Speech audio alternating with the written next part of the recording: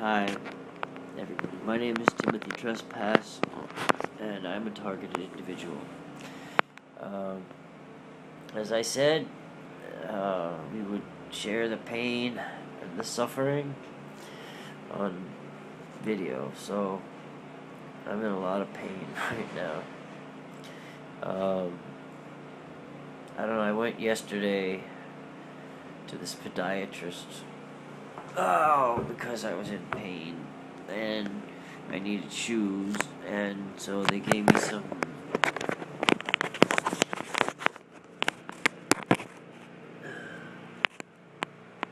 shoes. They also did some ultrasound on my legs, and I don't know. I'm also very sick. Ow! Very, very sick. I'm getting like a flu, heavy duty flu like symptoms. And, stuffed up nose and coughing up horrible black and yellow, white goo. And, besides that, the gasoline fumes and this, exhaust and all that crap. God knows what kind of creatures, Anyway, it's really quite sad. And it hurts so much. My foot, like suddenly this horrible throbbing pain that hasn't gone away yet. And then my other foot. Can be circulation.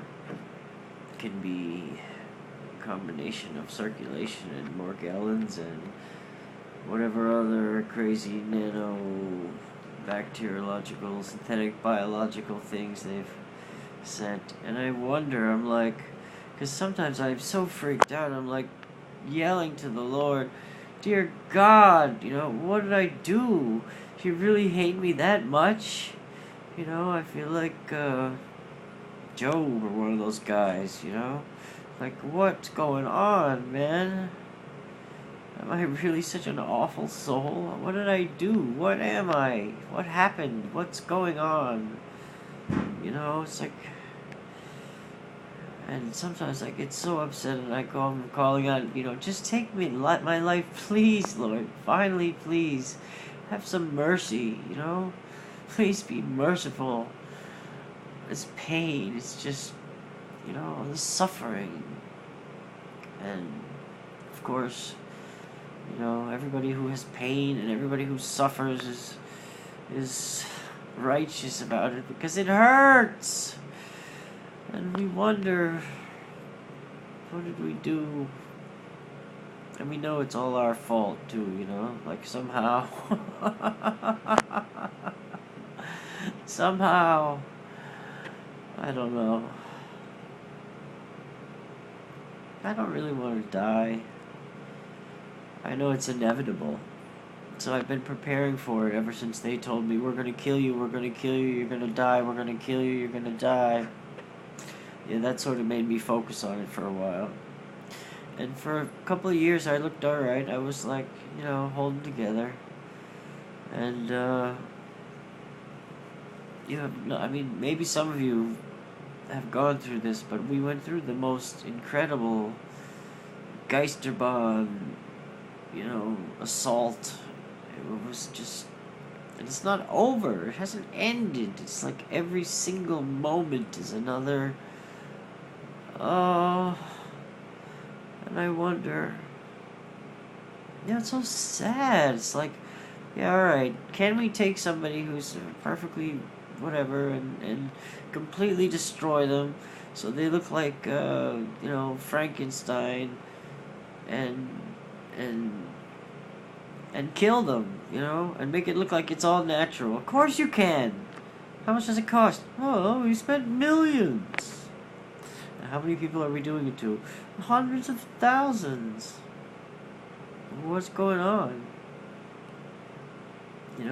Morgellons is one thing. Spraying the entire globe with this food chain breaking, life changing DNA, whatever, Morgellons, nano biosynthetic biology, that's one thing, infecting the entire everything with this stuff is another thing, but like all this other stuff, man, just to make somebody insane. It's like it wasn't this hard in that movie, that movie by Hitchcock. They just scared her to death. I saw a woman who was scared to death. She lived downstairs from us in the hotel. I didn't realize what was going on with her until they did it to me. It's very sick. It's very sad. We recognize each other. We all do. And many of us feel very similar. I don't know. Sometimes I think I'm going too quietly,